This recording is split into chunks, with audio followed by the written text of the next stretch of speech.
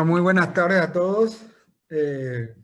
Quiero hoy presentarles rápidamente para que se entre en tema a la doctora Lucila Di Martino, nuestra asesora notarial, nuestra, nuestra señora, esta señora a quien todos le consultamos muchísimas cosas todos los días y que siempre tenemos una respuesta exacta y precisa de nuestras dudas.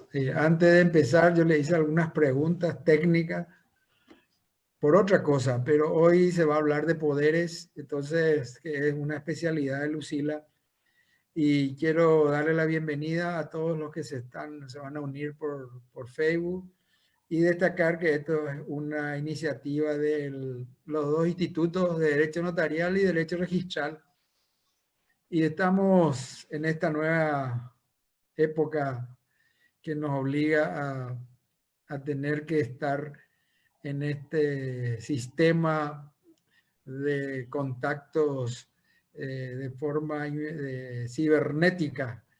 Pero creo que ya son varias etapas de charlas que están haciendo, hay cápsulas que llevan adelante el instituto, los dos institutos, en forma conjunta y armónica, que es muy importante, para tratar de siempre iluminar a los que no sabemos casi nada y a los que saben también para refrescar las dudas que tengamos. Así que yo no voy a leer el currículum de Lucila porque es muy extenso y combinamos con ella de que no íbamos a hacer así, sino solamente presentarle a Lucila y inmediatamente entrar en el tema, y le doy la palabra a Lucila.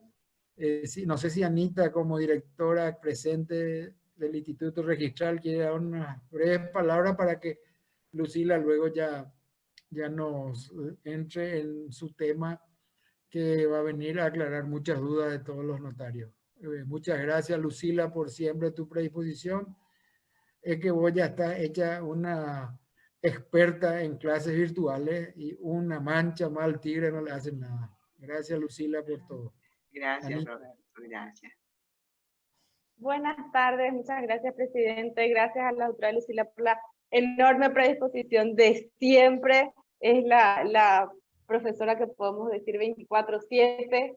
Así que muchísimas gracias, porque ella siempre está dispuesta a compartir con nosotros todo lo que ella conoce, sabe, nos ayuda a refrescar, nos ayuda a interpretar en este día a día nuestra querida profesión. En nombre del Instituto de Derecho Notarial y del Instituto de Derecho Registral, te agradecemos muchísimo, profe.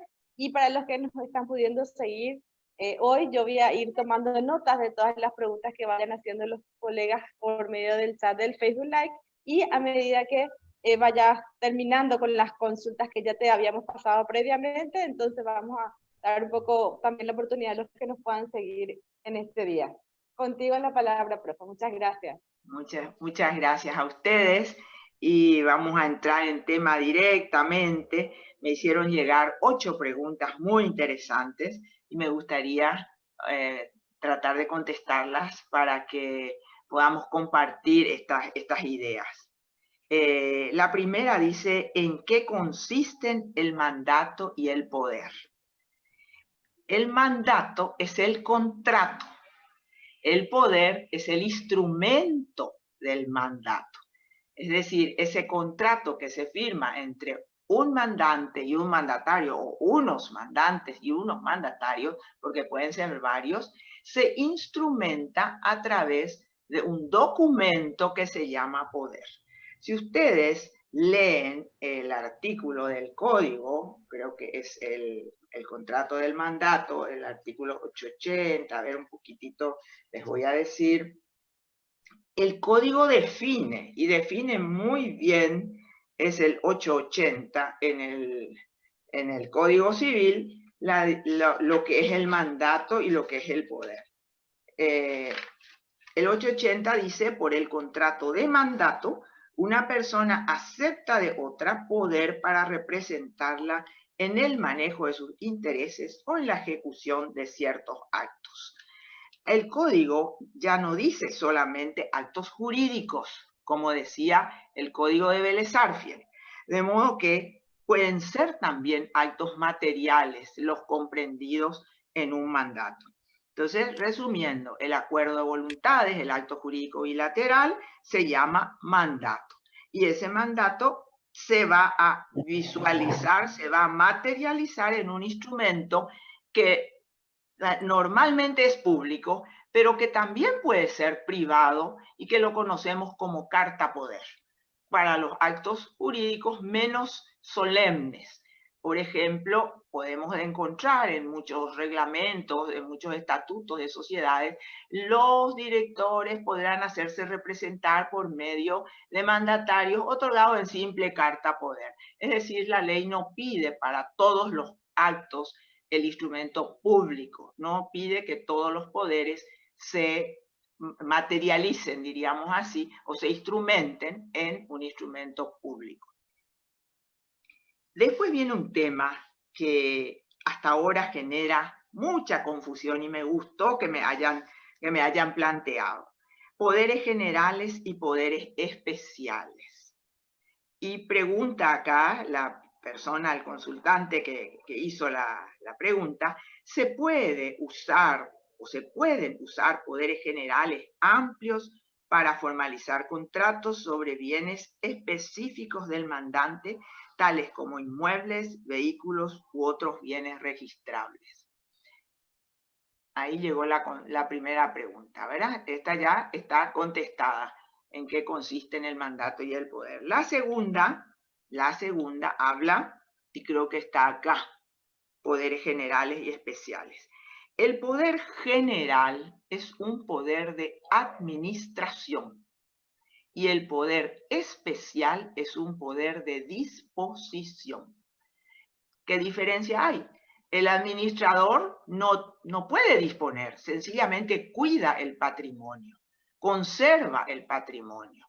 Y la ley considera que ese tipo de poder se llama poder general, aunque esté cuidando un solo objeto, pero le dio poder para cuidar nada más, para administrar, para pintar, para cercar, para pagar los impuestos, si se trata de un bien inmueble, por ejemplo. Entonces, ese es un poder general, no interesa la cantidad de objetos que comprenda el poder general. Puede comprender uno o varios, no le da poder para disponer. Y el poder especial es un poder de disposición. ¿Disposición qué quiere decir? Incorporar bienes al patrimonio del mandante o sacar bienes. Es decir, puede ser un poder para comprar o para vender. Pero lo que nuestra ley pide específicamente es que el acto jurídico apoderado tenga que expresarse de la manera en que se otorga el poder. El acto jurídico, si ustedes leen el 884 del Código Civil, dice, son necesarios poderes especiales para los actos siguientes. Entonces, ¿de dónde sacamos nosotros que hay que poner la finca, la cuenta corriente, el número del lote? ¿De dónde sacamos?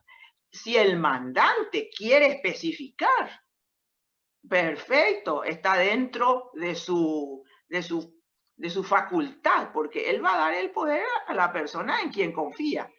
Entonces, pero basta que el acto jurídico apoderado sea un acto dispositivo para que el poder pueda considerarse poder especial.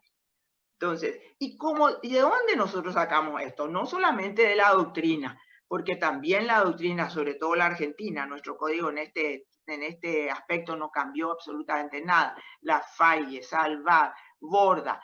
Y en nuestro derecho paraguayo, el que defendió muy bien este tema fue el escribano Alfieri, Carlos Alberto Alfieri.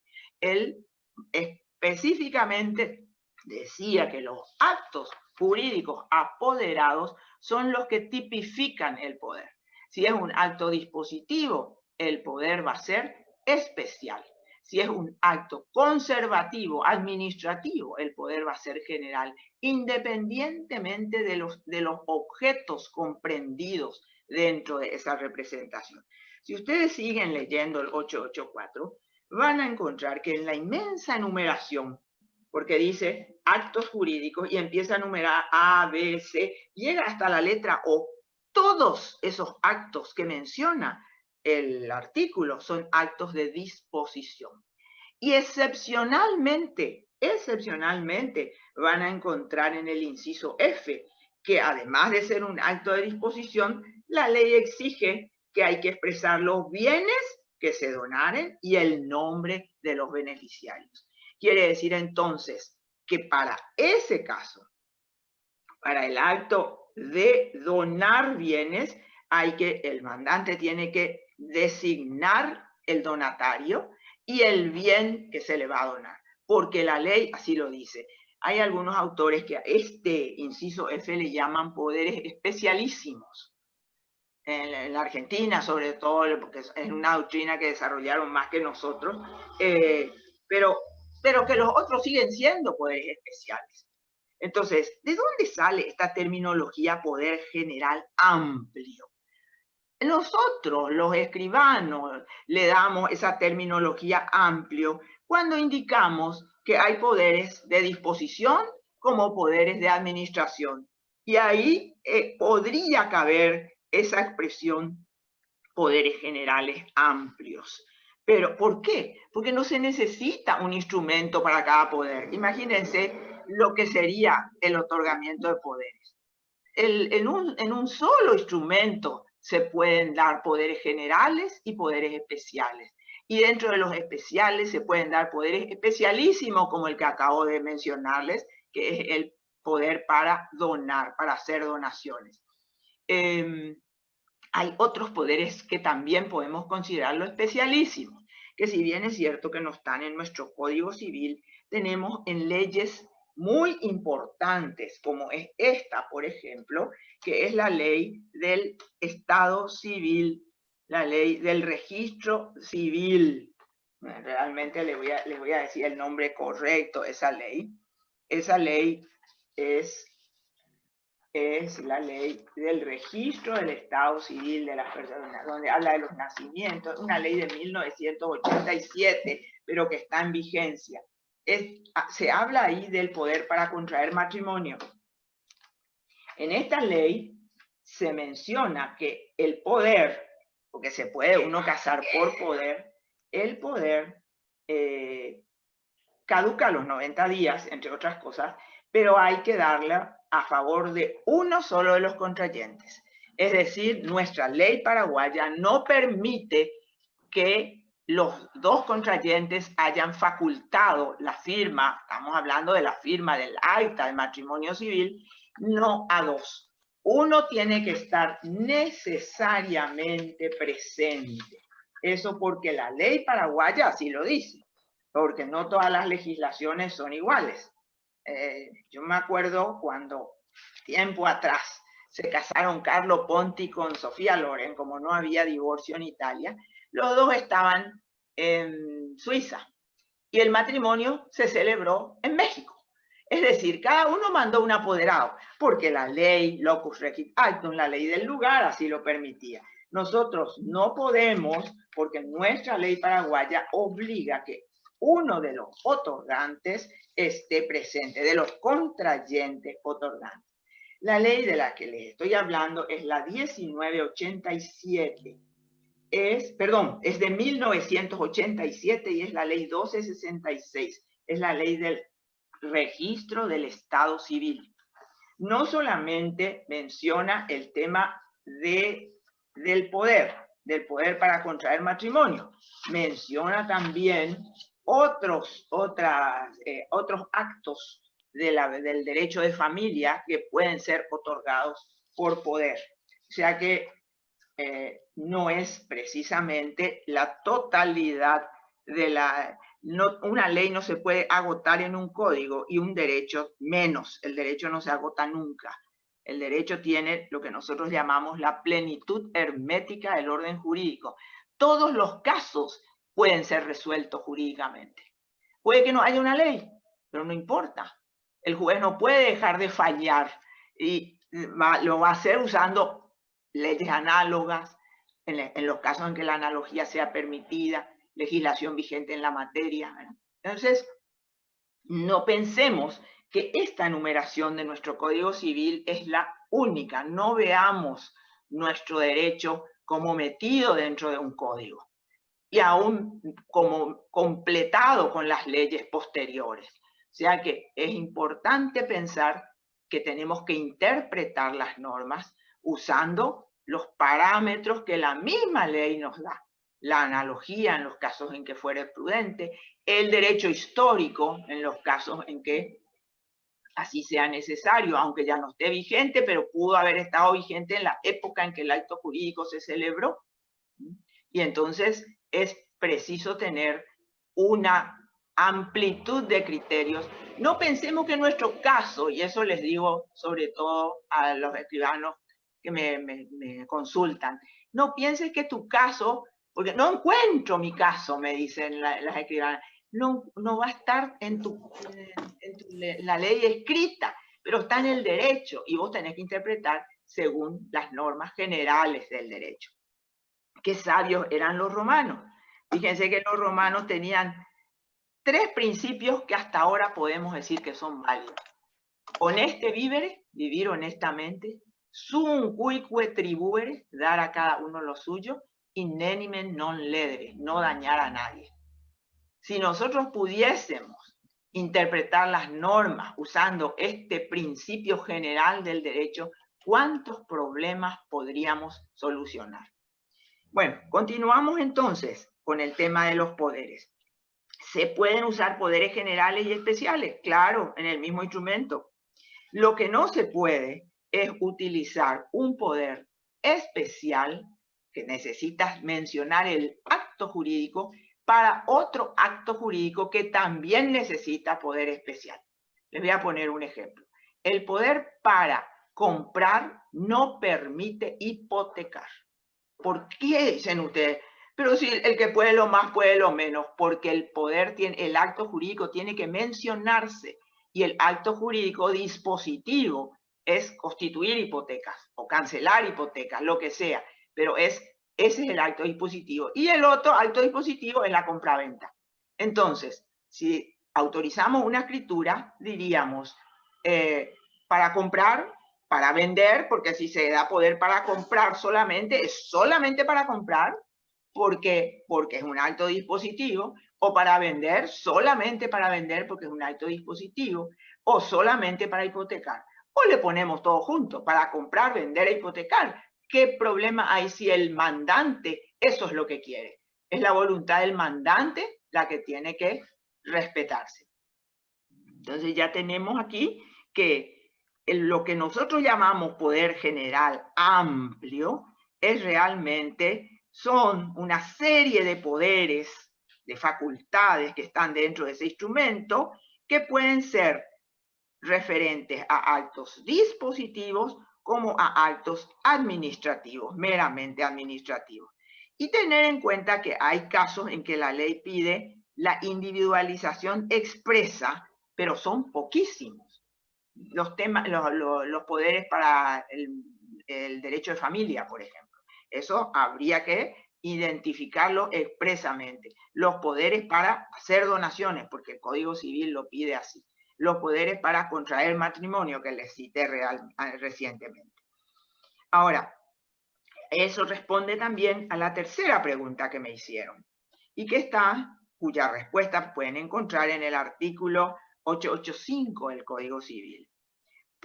¿Se puede usar un poder otorgado para vender un inmueble, para hipotecarlo también? Con esa cláusula de vender no es suficiente. Pero si se le pone vender pudiendo hipotecar igualmente, entonces no hay ningún problema. Pero la cláusula de vender incluye única y exclusivamente la venta, ni siquiera la compra. Y la venta es por dinero. O sea que no se puede usar para permutar, no se puede usar para dar en pago. Esas son transferencias de bienes, pero no, el poder tiene que especificar el acto dispositivo. Si yo doy un poder para vender, solamente puedo utilizarlo para vender. Y puedo vender todos los bienes. ¿Y por qué no? ¿Dónde dice que tiene que referirse a los bienes? Obviamente que el mandante, si no confía en su apoderado plenamente, le va a decir para que venda el inmueble tal. Pero si confía, no le va a poner límite a la venta. Eso es importantísimo porque es de la voluntad del mandante que nace el alcance, la extensión del poder. Y es el notario el que tiene que interpretar el poder. No es el registro, ni el registro de poderes, ni el registro donde el bien tenga que inscribirse. No, el notario se hace responsable porque él, como autor del documento, tiene que conocer el alcance de ese poder. El registro de poderes, desde luego, no es un registro que califica el poder. Es un registro que inscribe. Lo único que califica es la forma. Y últimamente, por alguna extensión de alguna autoridad tributaria, se le ha puesto también que no adeude al fisco el mandante. Pero eso es absolutamente increíble que haya sucedido. Por varios motivos. Primero porque la ley 125 y la adecuación fiscal que vino después, no piden esa exigencia del certificado de cumplimiento tributario para el mandante. Segundo, el poder, el instrumento, es el bisturí, no es la operación. Es la facultad por la cual el apoderado va a venir, por ese instrumento va a venir a hacer la operación, a ejecutar la operación. ¿Pero dónde va a ser la operación? Va a ser en la notaría. Entonces, el fisco se fue más allá de su función. Salió del ámbito, dando una obligación que la ley no dice. Ni la 125 ni la 2421 hablan. Le agregó tranquilamente el registro, aceptó y tenemos que cumplir. Pero eso no quiere decir que estemos de acuerdo con esa exigencia que es ilegal y que además ilógica, porque a la hora en que se opera el acto jurídico, bien puede el mandante estar incumplido. Y ahí sí sería una violación de una norma jurídica. Pero no, él estaba en pleno cumplimiento cuando otorgó el poder. ¿Y cómo vamos a saber si con ese poder se vendió?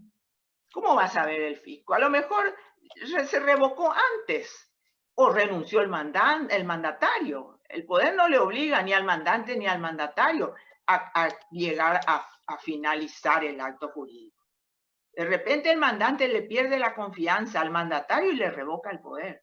O bien le quiere extender ese poder. Eso se llama ampliación de poder. O bien quiere sacarle funciones que le dio, pero no le quiere revocar. Entonces, modifica el poder para dar menos facultades. El poder es un acto eminentemente revocable, aún los llamados poderes irrevocables. Hay una pregunta, así que no me voy a adelantar todavía en el tema. Entonces, recapitulando, rebobinando, como dice el GPS, en este caso, entonces vamos a decir que el poder para vender, si no tiene cláusulas para hipotecar, no autoriza la hipoteca. Si no tiene cláusulas para comprar, no autoriza ni siquiera la compra. El notario tiene que ser estricto en la interpretación de este instrumento. Está también la posibilidad de venir a ratificar posteriormente. El mandante no le dio poder, pero el otro se excedió, pero viene y ratifica, con eso se subsana esa falencia. No tiene que ser lo común, lo normal, pero puede hacerse. Bueno, ¿es revocable el mandato? Entonces acabamos de decir que es eminentemente revocable. Pero acá preguntaron antes de eso en qué consiste el mandato post-mortem y si este debe estar inscrito. Artículos del código 916 y 917 para el estudio, el refuerzo de esta clase. El poder post-mortem no es normal, no es un poder común, para empezar.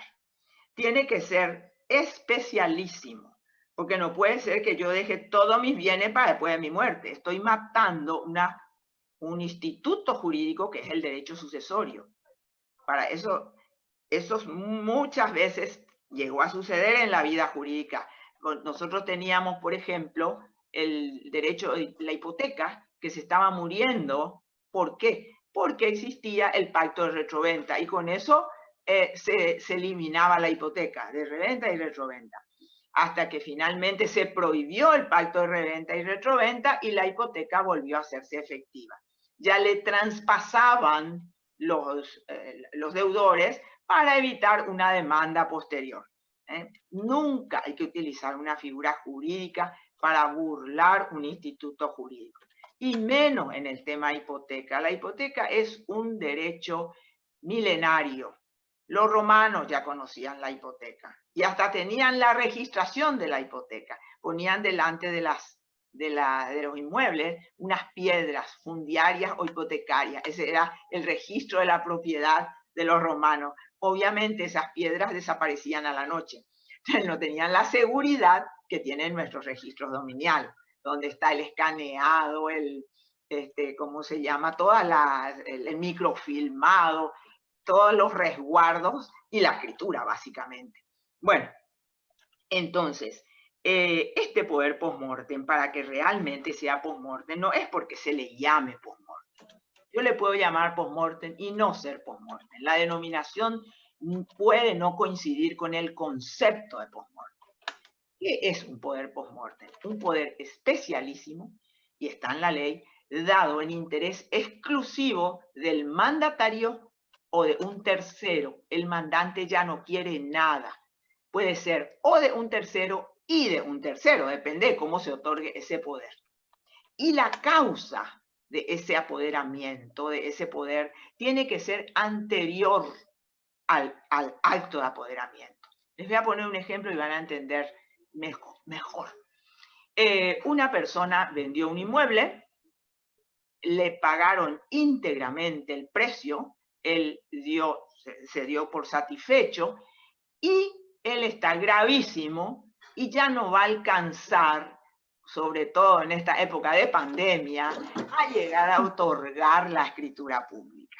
Porque se va a morir ya, los médicos le desahuciaron, le dijeron no hay nada que hacer. Entonces, pero ¿cómo se va a meter ese bien en la sucesión del causante si él ya lo vendió? Si el acto jurídico se celebra ya está, recibió el contrato por contrato privado, dijo que recibió íntegramente, pero falta la formalidad de la escritura pública. Y entonces da un poder. Ese poder se puede hacer valer demostrando la venta anterior, de qué bien se trata y que es en interés exclusivo del mandatario y o, como se dice, como usan los bancarios, de un tercero. Entonces, es una excepción al régimen de poderes, porque el poder termina con la vida. Termina con la vida del mandante y también con la vida del mandatario, porque si muere el mandatario, ¿quién va a ejecutar el mandato? ¿No es cierto? El poder entonces es un instrumento que solamente tiene vida mientras haya vida, valga la redundancia, ¿no es cierto? Bueno, se puede pactar la irrevocabilidad y se puede pactar, pero un poder aún con el pacto de irrevocabilidad puede revocarse. El código permite siempre que haya justa causa. ¿Y quién es el único que puede decir si hay justa causa? ¿Quién puede ser? El juez, es el único que puede. O sea que si hay ¿cómo se dice? Un desacuerdo entre el mandante y mandatario, habiéndose pactado la irrevocabilidad, el acto necesariamente se va a tener que judicializar para que el juez defina si hay justa causa o no. O dice también nuestro código si fuera el medio para cumplir una obligación. Entonces, allí tenemos otra vez que para el cumplimiento de la obligación que ya está pactada, él no puede quedar desprotegido el mandatario, tiene que cumplir con esa obligación asumida por el mandante. Después tenemos la pregunta 6, ¿en qué consiste la gestión de negocios y cuál es la diferencia desde el punto de vista registral entre la figura del mandatario y el del gestor de negocios? La gestión de negocios ajenos, como le llama nuestro código en el 1808 del Código Civil, es una forma, diríamos así, es un poder sin poder. Una persona que asume a sabiendas los negocios de otro, o sea, el otro no puede comunicarse y hace según cree que es la voluntad presunta del dueño. Si es que es una creencia, quiere decir que la gestión de negocios no es suficiente todavía para transferir un derecho, como lo es el poder. Cuando se usa un poder, ya no viene después el dueño a ratificar. Si él ya dio poder, ya está. Pero cuando se usa la gestión de negocios, hace falta la ratificación del dueño. Es decir, un acto jurídico posterior donde venga el gestor, venga el dueño a decir que fulano de tal, como gestor de negocios, transfirió la finca número tal, cuenta corriente tal, y que él ratifica esa gestión. Vuelve entonces, vamos a decir, completa la operación, que no puede considerarse completa cuando el gestor de negocios actuó porque es una actuación unilateral sin poder del dueño. Entonces, la diferencia entre el mandato y la gestión de negocios es la ratificación. El artículo 814 del Código Civil tenemos la forma de ratificar. Tiene que venir por el mismo tipo de instrumento jurídico por el que se hizo la gestión de negocios a ratificar. Preguntan también acá desde el punto de vista registral. Y desde el punto de vista registral también el registro espera la ratificación del dueño.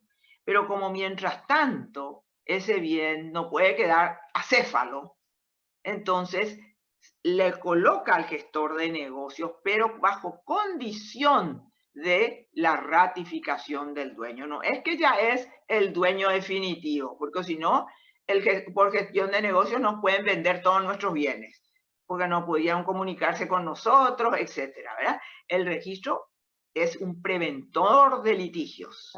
Dentro de sus funciones está prevenir los litigios y proteger el tráfico jurídico. Entonces, el registro va a anotar al gestor de negocios, lo va como adquirente, pero le va a poner una nota que diga sujeto a ratificación por el dueño.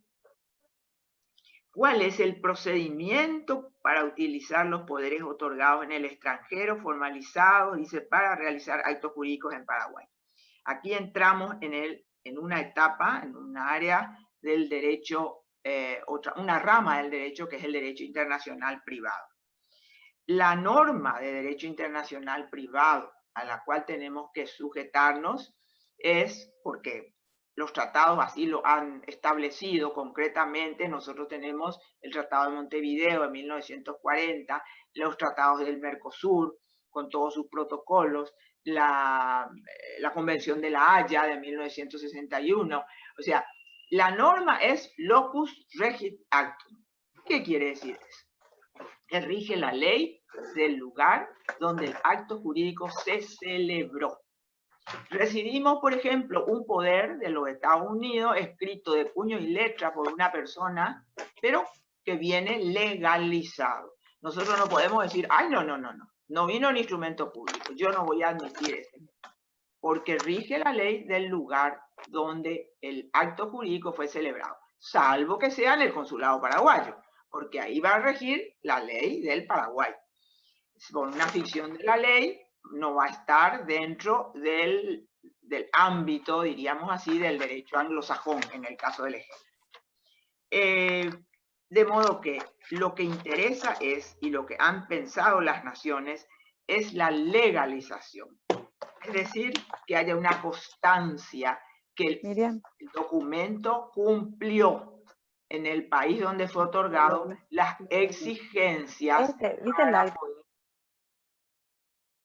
No sé si hay alguien que habla, si yo le digo, le escucho, las exigencias del otorgamiento de ese poder.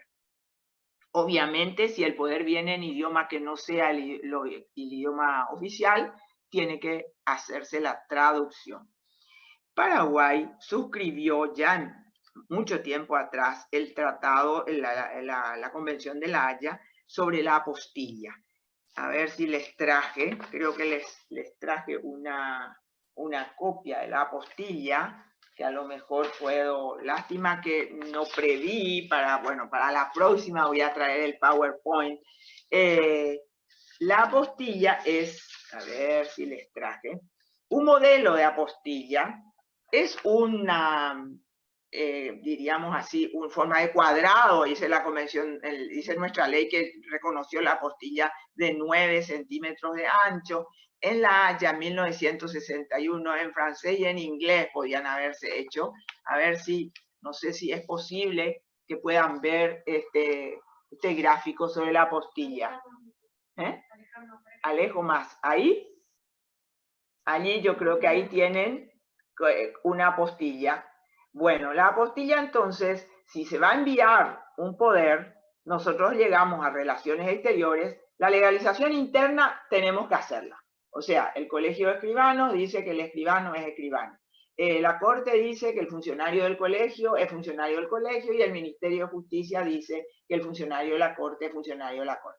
Pero cuando llegamos a la etapa de relaciones exteriores, cuando el documento lo vamos a habilitar para que sea útil en el extranjero, utilizable, jurídicamente válido, entonces relaciones nos va a apostillar. Hoy día la inmensa mayoría de los países reconocen la apostilla. Si ustedes quieren una actualización sobre la apostilla, el colegio tiene un listado de todos los países que reconocen la apostilla.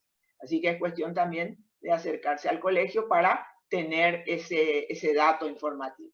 Y viceversa, cuando nos viene un documento apostillado, nosotros ya podemos usarlo directamente. Si el poder es de los que se inscriben, porque no todos los poderes están obligados a inscribirse. La ley misma nuestra dice cuáles son los poderes que se inscriben. Voy a buscarles la ley 879 un ratito para leerles exactamente el artículo que corresponde. Es el artículo 349 de la ley 879. Acá la ley dice que se inscriben todos los mandatos, dice acá, pero evidentemente son los poderes. El poder está expresando el mandato que se otorgan en el país o en el extranjero legalizado, que es lo que acabamos de hablar, referentes a administración de bienes, transacciones, percepción de sumas de dinero y celebración de contratos sobre derechos reales. Solamente esos poderes tienen que inscribirse. Por lo tanto, si la ley es taxativa, un poder para conducir no es necesario. Se otorga el poder con la formalidad que la ley pide, la escritura pública, pero no necesito inscribir. Y de estos poderes inscribibles no se necesita la vigencia de todos. Solamente para los escribanos se pide para autorizar escritura sobre derechos reales. Y los jueces también para cuando van a acceder a la petición de extracción de fondos a los mandatarios. Pero los jueces no es nuestra tarea, de modo que no lo menciono acá. Menciono únicamente la tarea notarial. El 353 de la ley 879 nos dice a todos cuándo tenemos que solicitar vigencia. Hay veces que me llaman las escribanas, hay una asamblea, hay un poder y yo no puedo conseguir la vigencia de ese poder. ¿Para qué es el poder? Para asistir a la asamblea. ¿Qué vas a pedir? Vigencia de qué poder. No, pero el poder está escrito, no importa que se haya escrito por algún otro motivo, se habrá escrito. Porque para asistir a asambleas tampoco se necesita escribir. No es un poder para transferir bienes, no es un poder para transar, no es un poder para administrar, no es un poder sobre derechos reales, pero vamos a suponer que por esa casualidad se haya inscrito. No todos los poderes inscritos requieren el certificado de vigencia de poder. Porque me dicen, ay, tarda una vida, una enormidad, y ahora tarda más, y la asamblea es mañana. Basta, le digo yo, que exhibas tu poder. Vos tenés la obligación, no podés irte a decir, yo soy apoderada y vengo a votar por, ¿cómo se llama? Por mi mandante. Tenés que demostrar con un instrumento público que tenés, inclusive a veces el estatuto de la empresa dice bastando la simple carta poder, pero entonces confirma certificada para que no sea apócrifo el poder.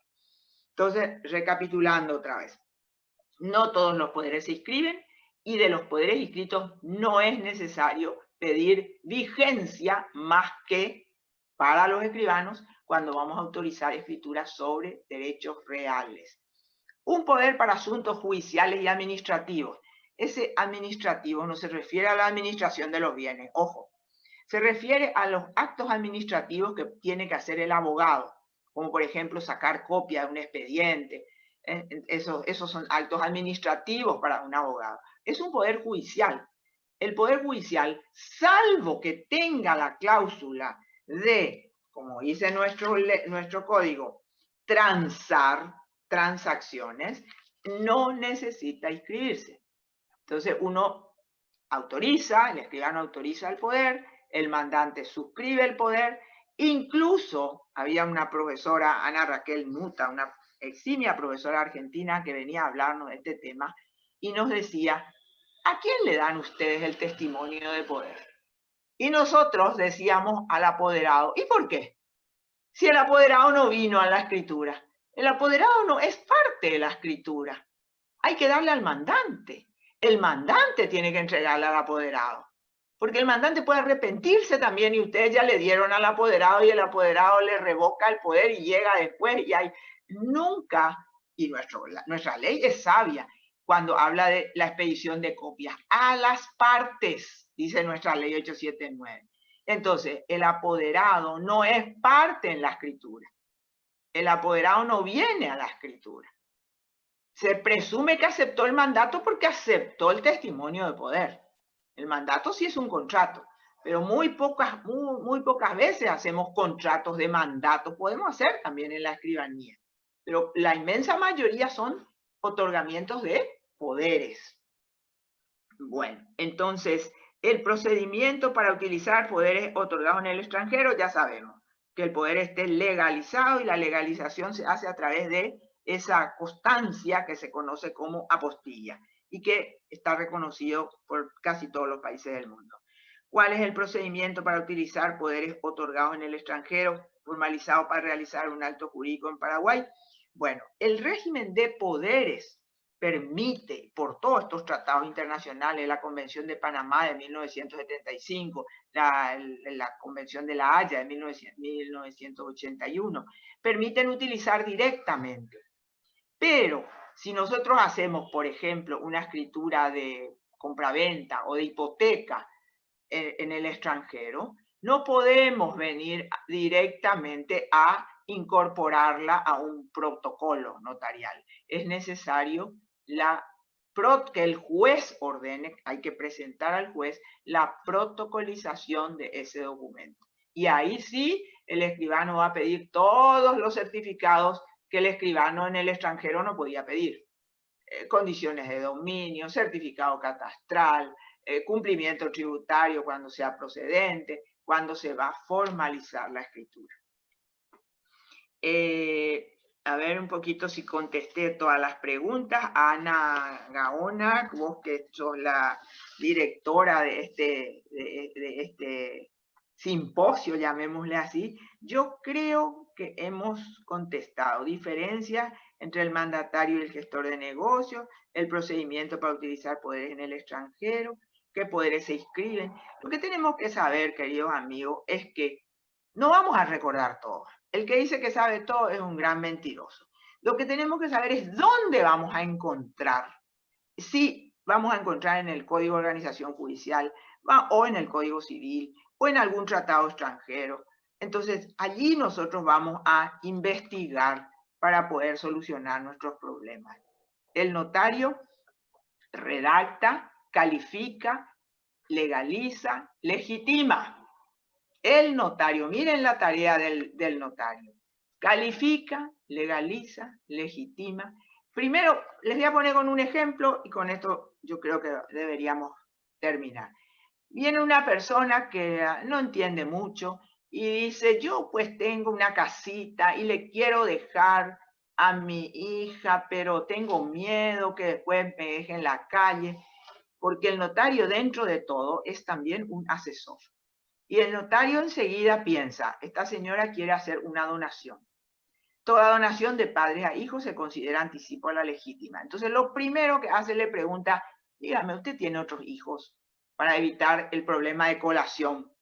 Pero eso el notario no le va a poder explicar a una persona que apenas se expresa, pero sí tiene que protegerla. Si ya sabe que va a ser un anticipo a la legítima, mentalmente el notario ya calificó el hecho como una donación como anticipo a la legítima, va a legitimar. Dígame, señora, usted tiene su título. Vamos a ver si usted figura, como eso ya no le cuenta, pero él dice mentalmente, vamos a ver el título, y ahí resulta que la señora no es dueña. Entonces, no le va a poder hacer, le dice, mire, usted no es la dueña en este título. ¿Será que tiene otro título? Si usted quiere buscar y averiguar, porque con este usted no le va a poder transferir a su hijo. Entonces, legitimar a la persona. Legalizar cuáles son las normas de la donación. Si hay otros hijos que vengan a firmar para consentir la enajenación, no porque no valga el acto jurídico valdrá igual, pero para evitar un conflicto en el futuro. Y luego va a redactar. Redacta él o su protocolista, como le llamamos ahora a los secretarios de escribanía, va a suscribir, va a autorizar bajo su firma y legalizar, va a terminar el acto jurídico. Entonces hay funciones de forma y funciones de fondo. Todo eso cumple el notario. Y tenemos que procurar que la función notarial no se deteriore, que no nos utilicen. Eso es algo que a mí me duele muchísimo. Cuando el fisco nos utiliza como informantes y recaudadores de impuestos. Cierto que el notario es un funcionario público, sui generis, pero tiene otros medios para cumplir con sus funciones específicas. El notario da fe de los actos que él autoriza. ¿Por qué no se le pide a los jueces? ¿Por qué tiene que ser el notario el más débil en la cadena de negociaciones? ¿Verdad? El notario, como decía un profesor nuestro eximio, no se puede compartir el altar con el mostrador. No tiene que meterse en el negocio jurídico. Puede asesorar, pero hasta ahí tiene que llegar la función notarial. Y bueno, yo creo que, Ana, no sé si hay algo que quedó en el tintero, tú me dices. No precisamente en el tintero, profe, pero sí las consultas de los colegas, y hay unas preguntas muy interesantes. A ver, un poco las colegas como Joana, creo que Natalia y Nicodemus también preguntan, ¿cuándo los poderes se inscriben en el registro público de comercio y cuál es el sustento legal? Ah, bueno. A ese tema hay que reconocer que yo no comparto. Los poderes no necesitan inscribirse en el registro público de comercio. Si ustedes buscan la ley 879, no van a encontrar nada en la ley. Ese tema se creó como por arte de magia y los bancos exigen también como por arte de magia. Les voy a leer una, a ver si encuentro. Lástima que no sabía que esa era la pregunta. ver si puedo encontrar una...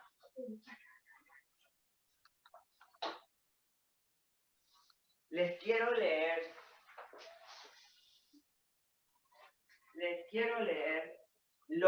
una nota negativa que para mí es un tesoro que me puso el registro de poderes del Registro Público de Comercio.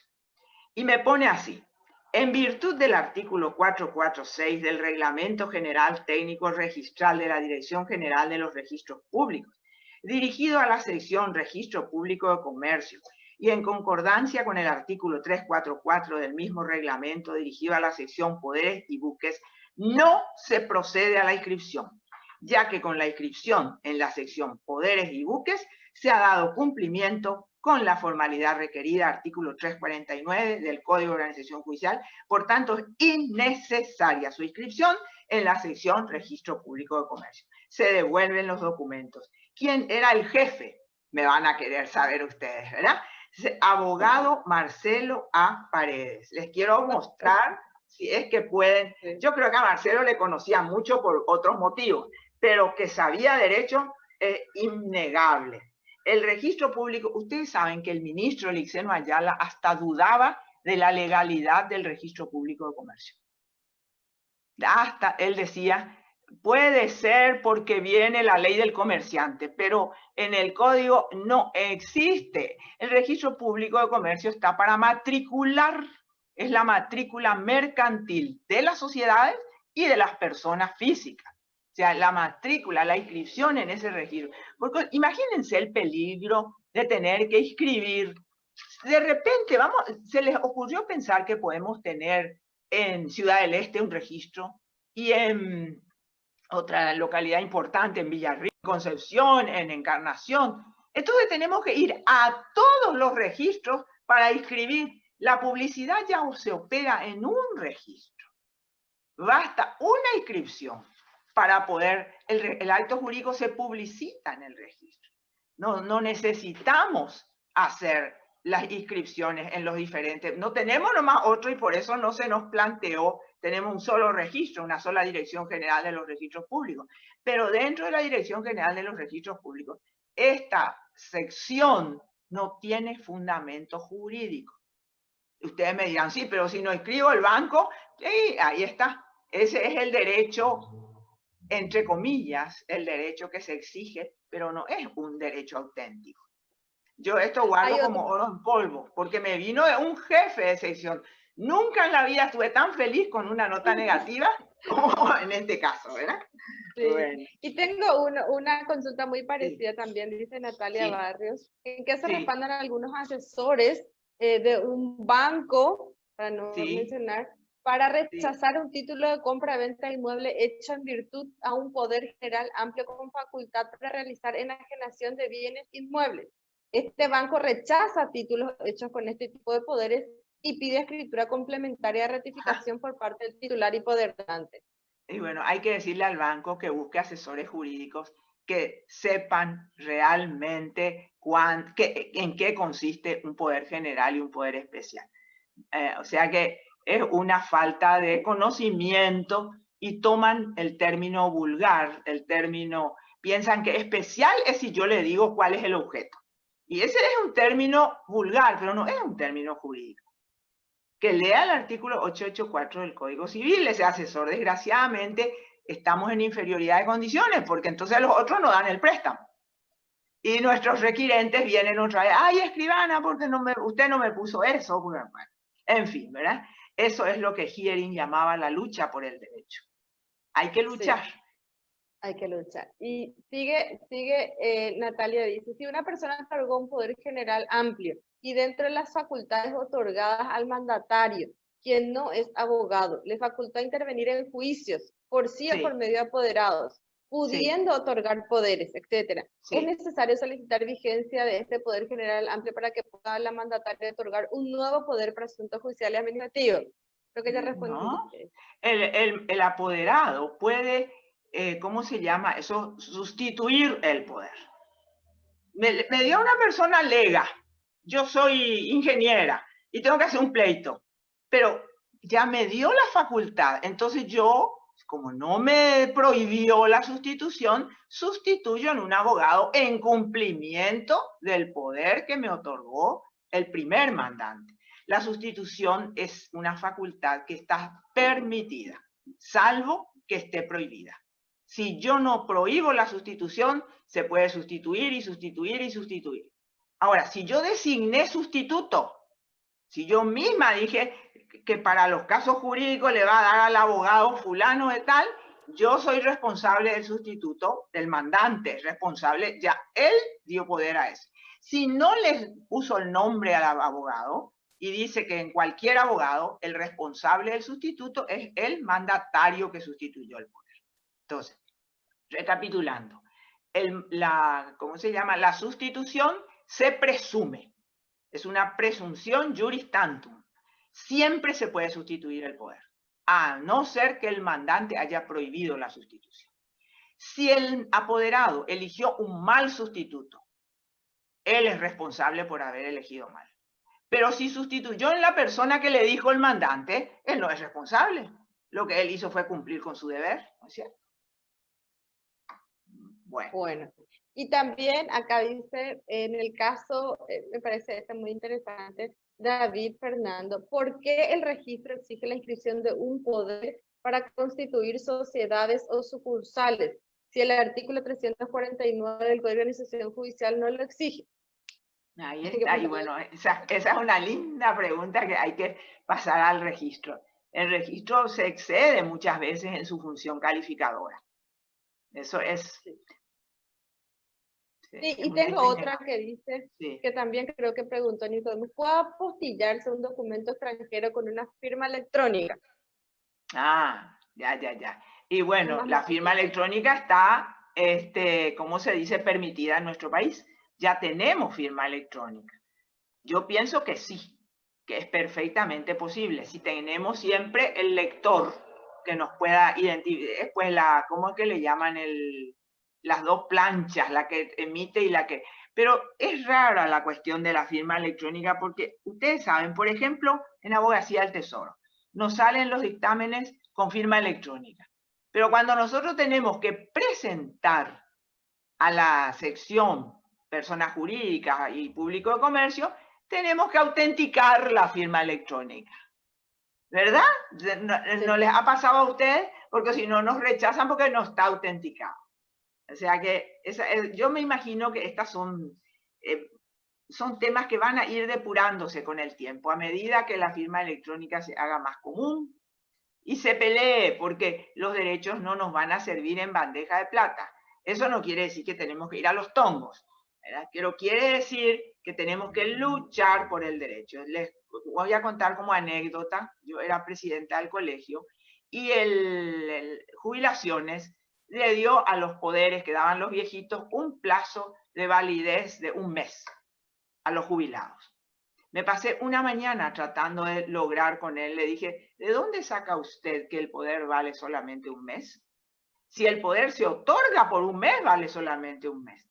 Pero el que otorga sine die, porque puede estar muerto, muy bien, pida certificado de vida y residencia, o pida en la justicia electoral, si es que figura, porque es un medio de saber si está vivo, pero usted no puede derogar el código.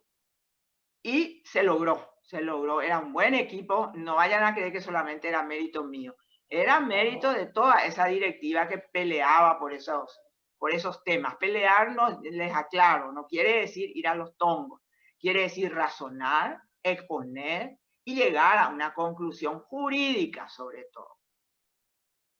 Acá hay una pregunta que hace Angélica, que yo creo que en alguna de las charlas que ya te escuchamos, pero que vos ya hiciste esta aclaración, pero te voy a leer. Sí. Buenas tardes, doctora. ¿Podrías explicar el artículo 916, donde dice que el mandato se extingue por la muerte o incapacidad sobrevenida al mandatario? ¿No tendría que haber sido al mandante?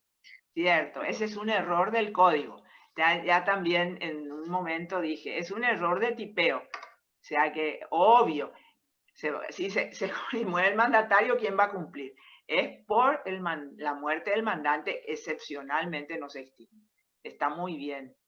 Ya borren luego eso, o ya pongan ojo ahí en su código cuando estén leyendo, porque a veces uno se olvida. Después, otra pregunta, Ana. La última, porque la mayoría ya están medio respondidas, dice, ¿Sí? ¿por qué, Gladys? ¿Por qué los poderes siempre son revocables, aún con la cláusula de irrevocabilidad? Creo que ya explicaste también. Entiendo, sí. Y el poder es eminentemente revocable. Si se pacta la irrevocabilidad, como dice nuestro código, solamente se puede revocar habiendo justa causa, es decir, judicializando el tema. Porque así está dispuesto en la ley, no hay otra. Es un acto omnímodo, ¿cómo se dice? Un acto de la voluntad del mandante. Y si esa voluntad del mandante cambia, no va a estar encadenado de por vida. Acá es más bien una lógica la que nos hace llegar a la conclusión que el poder es eminentemente revocable. Entonces di poder, y ustedes saben que hay gente que cree eso. Hay gente que cree, ya di poder, ya no soy más dueño, dicen. El vulgo, ¿verdad? Diríamos nosotros, no digo en un tono peyorativo. Gente que no tiene por qué saber derecho, tiene esa convicción, que cree que ya perdió el dominio por el hecho de dar poder. Y no es así. No es así. Bueno, yo creo que con eso vamos terminando, profe. Muchísimas gracias. Respondiste muchas más preguntas de las que habíamos hablado. Pero el tema me apasiona. Ustedes no saben, yo soy la agradecida, porque me encanta este tema dentro de nuestra legislación. Es buenísimo. Bien. Bueno, muchísimas gracias, profe, y te quedamos en contacto siempre para otra. Gracias ¿Cómo no? Y gracias a todos. Gracias. Te cuento que tuviste más de 350 personas que te estuvieron. ¡Socorro! Cuando yo leí eran 28 seguidores nomás, ahora estoy. Bueno. La gente te quiere escuchar siempre, profe. Gracias. Muchas gracias, cuando quieran. Ojalá que pronto podamos vernos, porque no es lo mismo. Yo gozo igual, pero yo les quiero ver también.